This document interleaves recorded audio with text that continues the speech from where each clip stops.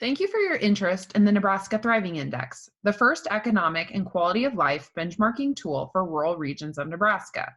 In this tutorial, you will see how to use the interactive comparison tool, the key element of the Nebraska Thriving Index that allows you as the user to drill down into regions, indexes, and nearly 50 measures.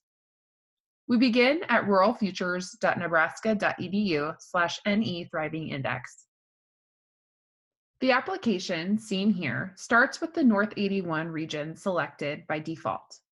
To change this, simply click the drop-down and select your region of interest. Next, you can select the index you'd like to view. The default setting is the overall Nebraska Thriving Index, and we can select a supplemental index. The final drop-down allows you to choose between the measures that comprise the index you've selected.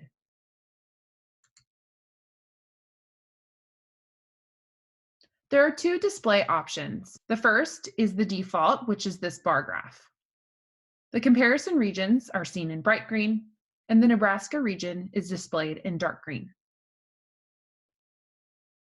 The value 100 represents the mean among the comparison groups. Values above 100 indicate that a region is above the mean. Values below 100 indicate that a region is below the mean on that indicator.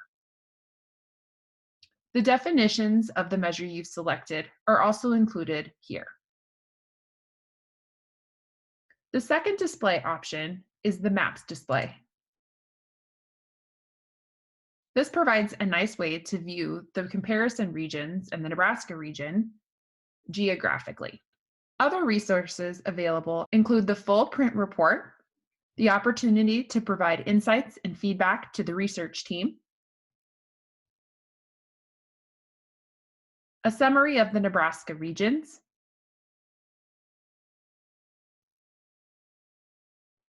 a supplement regarding the comparison regions, a supplement of the appendices, and insight articles per region.